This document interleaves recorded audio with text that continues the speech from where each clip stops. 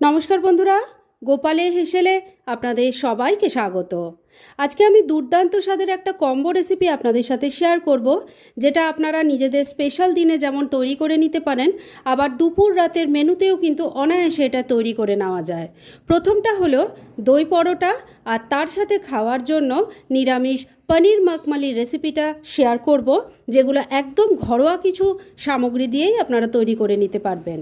তাই চলুন আর একটু সময় নষ্ট না করে রান্নাগুলো করে ফেলি। আজকে দুটো দুর্দান্ত স্বাদের রেসিপি তৈরি করছি। তার জন্য প্রথমেই আমি একটা পরোটার রেসিপি শেয়ার করব, আর সেজন্য একটা বড় বাটির মধ্যে আমি প্রায় 6 কাপ পরিমাণ ময়দা নিয়ে নিয়েছি।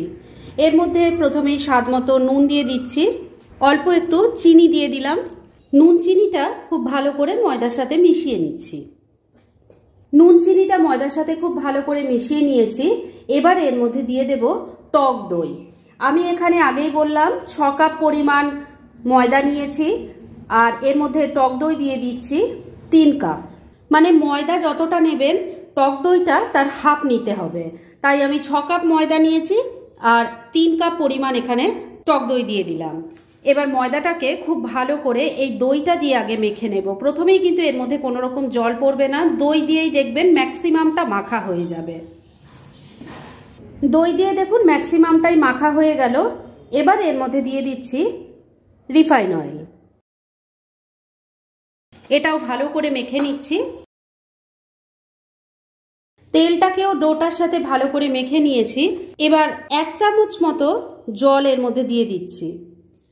এবার এই ডোটাকে ভালো করে মেখে নিয়ে একটা স্মুথ ডো তৈরি করে নিচ্ছি। ডোটা তৈরি হয়ে গেছে। এবার এটাকে ঢাকা দিয়ে 8-10 মিনিটের জন্য রেস্টে রেখে দিচ্ছি। আর এই সময়ের মধ্যে চলুন এই পরোটা দিয়ে খাওয়ার জন্য দারুণ টেস্টি একটি নিরামিষ রান্না করে ফেলি। এবার টেস্টি দই পরোটা দিয়ে খাওয়ার জন্য তৈরি করে নেব নিরামিষ পনির মখমলি। সেজন্য কড়াইয়ে রিফাইন অয়েল গরম করে নিয়েছি। এর মধ্যে 200 গ্রাম পনির ভেজে নেব। পনিরটাকে কিন্তু আমি গোটাই ভাজবো, ভেজে নেওয়ার পর এটা কাটবো। আর ফ্লেমটাকে মিডিয়ামে রেখে পনিরটাকে উল্টে পাল্টে লাল লাল করে ভেজে নেব। পনিরের পিসটা উল্টে পাল্টে আমি ভালো করে ভেজে নিয়েছি। এবার এটাকে তেল ঝরিয়ে তুলে নিচ্ছি। আর এবার এটা ঠান্ডা হয়ে গেলে কিন্তু আমি টুকরো করে কেটে নেব। পনির ভেজে তুলে নেওয়ার পর যে তেল আছে তার মধ্যে আমি একটু ক্যাপসিকামের টুকরো ভেজে নেব।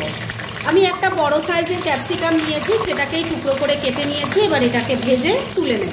ক্যাপসিকামের টুকরোগুলো কিন্তু খুব কড়াভাবে ভাজার দরকার নেই, একটু হালকা ভাজা ভাজা হবে। মানে এই ক্যাপসিকামের যে একটা কাঁচা গন্ধ আছে সেটা যেন চলে যায়, ঠিক সেইভাবে ভেজে নেব।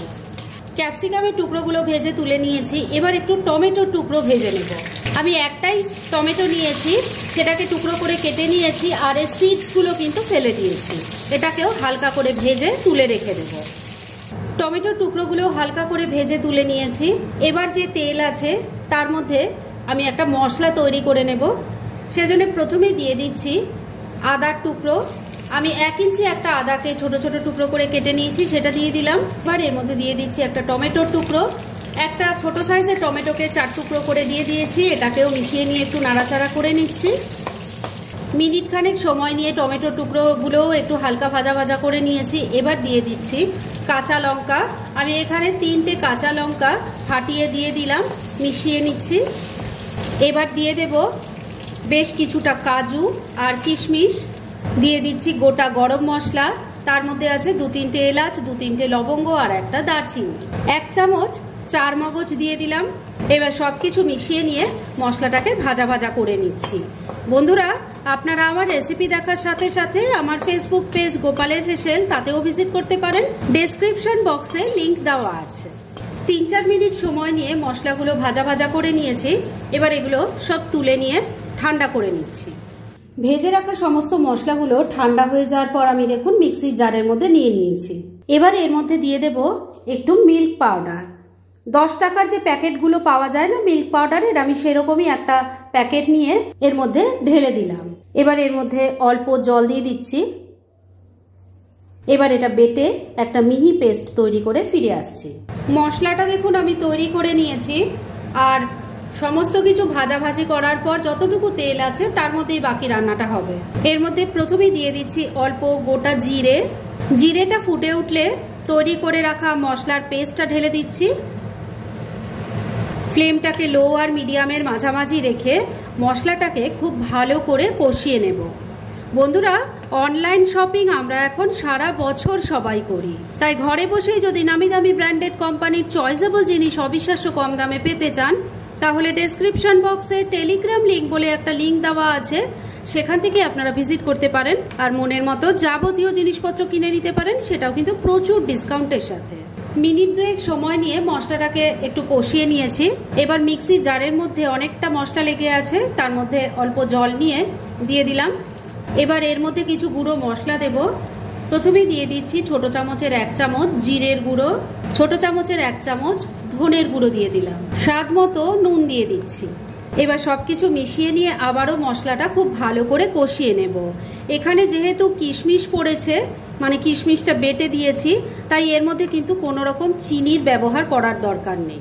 3-4 মিনিট সময় নিয়ে ফ্লেমটাকে লো আর মিডিয়ামের মাঝামাঝি রেখে মশলাটাকে খুব ভালো করে কষিয়ে নিয়েছি। এবার এর মধ্যে গ্রেভির জন্য জল দিয়ে দেব। তবে মনে রাখবেন এই রান্নাটা কিন্তু গ্রেভি টাইপ হয়, তাই সেই বুঝে জলটা দেবেন। ভালো করে মিশিয়ে নিচ্ছি। সবকিছু খুব ভালো করে মেশানো হয়ে গেছে। এবার গ্রেভিটা ফুটে ওঠা অবধি একটু অপেক্ষা করতে হবে। গ্রেভিটা ভালো করে ফুটে উঠেছে। এবার এর মধ্যে পনিরের টুকরোগুলো দিয়ে দিচ্ছি। যে পনিরটা প্রথমে আমি ভেজে নিয়েছিলাম সেগুলো এভাবে লম্বা লম্বা করে কেটে নিয়েছি, আপনারা নিজেদের পছন্দ মতো কেটে নিতে পারেন। গ্রেভির সাথে মিশিয়ে নিচ্ছি। এবার ভেজে রাখা ক্যাপসিকাম আর টমেটোর টুকরোগুলো দিয়ে দিচ্ছি। এর সাথেই দিয়ে দিচ্ছি একটু ড্রাই রোস্ট করা কাসুরি মেথি, মিশিয়ে নিচ্ছি। সবকিছু খুব ভালো করে মিশিয়ে নিয়েছি। এবার ফ্লেমটা ওই একই রেখে মিনিট দুয়েক আবারও রান্নাটা করে নিচ্ছি। মিনিট দুয়েক আবারও রান্নাটা করে নিয়েছি। এবার রান্না মোটামুটি রেডি হয়ে এসছে। তবে শেষ পর্যায়ে এর টেস্ট আরও এনহ্যান্স করার জন্য এর মধ্যে দিয়ে দিচ্ছি একটু বাটার। এটাকেও মিশিয়ে নিচ্ছি। এর মধ্যে কিন্তু ঘি পড়বে না, বাটারেই এর টেস্ট কিন্তু বেশি ভালো আসে। গ্যাস আমি এখানেই বন্ধ করে দিচ্ছি। আপাতত ঢাকা দিয়ে রেখে দিচ্ছি। পরোটাগুলো এবার তৈরি করে ফেলি। মখমলি পনির তো তৈরি হয়ে গেছে, আর তরকারিটা তৈরি করতে করতে ডোটারও ভালো মতো রেস্ট করা হয়ে গেছে। এবার এটাকে রোলিং বোর্ডটার উপর নিয়ে নিয়েছি আর একটু ভালো করে মেখে নেওয়ার জন্য।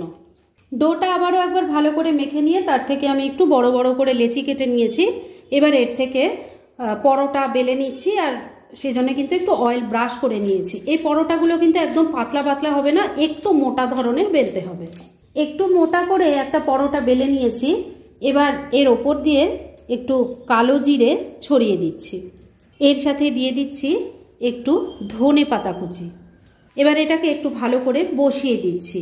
দেখুন একটা পরোটা বেলা হয়ে গেছে। এভাবে তাহলে আরো কয়েকটা আমি বেলে নিচ্ছি আর তারপর নেক্সট স্টেপের দিকে এগোচ্ছি। কয়েকটা পরোটা বেলে আমি তার উপর কালো জিরে আর ধনেপাতা দিয়ে ভালো করে সেট করে নিয়েছি। আর এবার একটা প্যান গরম করে একটা পরোটা আমি বসিয়ে দিয়েছি। এবার ফ্লেমটাকে মিডিয়ামে রেখে উল্টে পাল্টে এটাকে আগে ভালো করে সেকে নিচ্ছি। পরোটা দুটো দিকেই খুব ভালো করে উল্টে পাল্টে সেকে নিয়েছি। এবার এর মধ্যে রিফাইন অয়েল দিয়ে দিচ্ছি। উল্টে পাল্টে এবার এটা ভেজে নেব। একটা পরোটা উল্টে পাল্টে ভালো করে ভেজে নিয়েছি। এবার এটাকে আমি তেল ঝরিয়ে তুলে নিচ্ছি। আর এইভাবে সবকটা পরোটা তৈরি করে নিয়ে তারপর পনির মখমলির সাথে একসাথে সার্ভ করে আপনাদের দেখাচ্ছি।